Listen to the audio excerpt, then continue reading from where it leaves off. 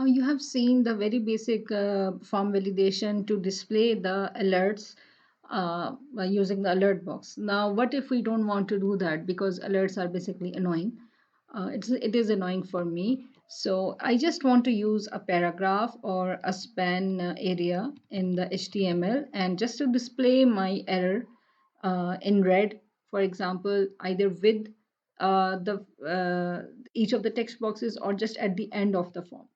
So right now I'm just going to make a tag, a paragraph tag with the name of, I'm going to give it the ID error because so that I have told you that the names should be very appropriate and for each of the elements so that you remember that which element is using what kind of ID. So in the style, we are going to change the font color to red. Now, we don't need this anymore. So let's just delete it. Now in the script, we just have the function. And in the function, I don't want to have this alert.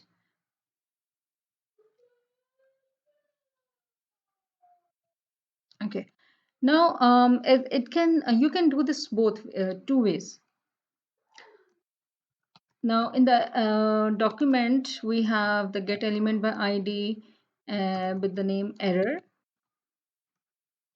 dot inner HTML. Inner HTML is used to change the HTML value, the or whatever is displayed on the document. It is used to change that equal to. Now, what error do I want to have? Enter first name because right now the first name is empty, and if the last name is empty,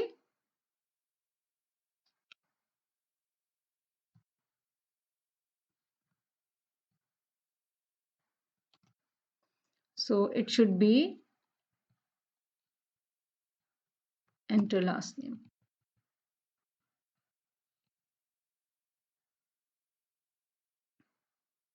Okay, now it is not showing me enter first name, although it's empty as well and it would be running as well.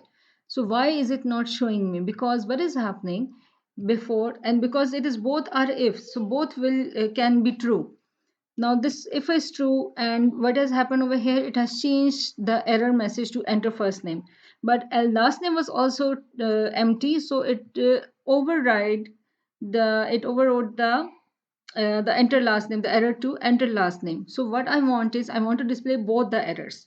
So what you can do in that case, so you need to concatenate both the strings, and it will be very long that I use this whole thing again and again. So what you can do is make a new variable, make it empty. So now we have this as a string. Now in the message, I'm going to save enter first name. And okay, let's just cut.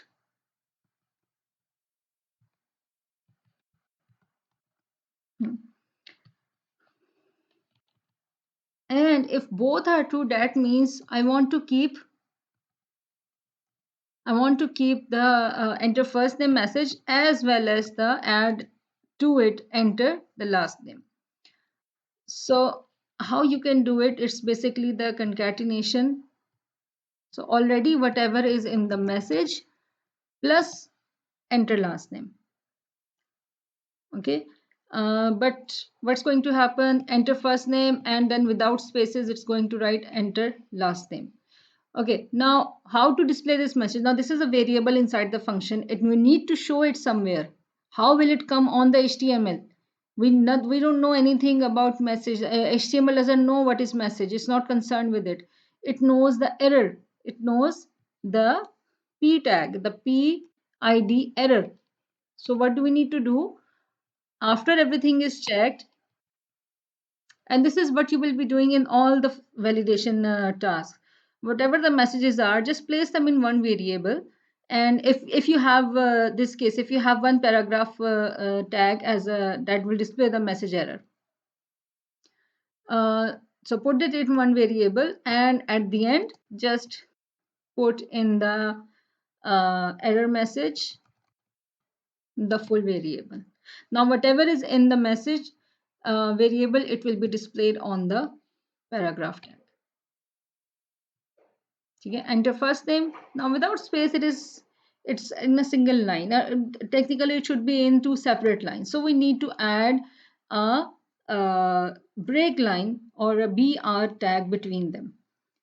To add the HTML, what you need to do is again concatenate. Concatenate is joining the two strings, and any tag you have to write in quotes as well, because whenever they come as a string on the page, the web page will understand that okay, this is a tag coming, so I have to make this tag.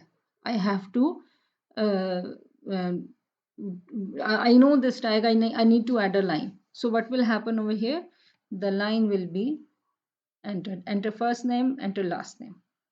You can have two lines, you can have a space, or like whatever you want to do, you can do it over here. Now again, let's do the sequence. The sequence is, first you write the HTML.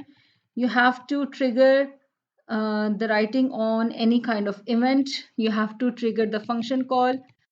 The function, whatever validation you want to do, it will be inside the function. Whatever messages you want to do will be displayed inside the function, and it has to be called on a event trigger.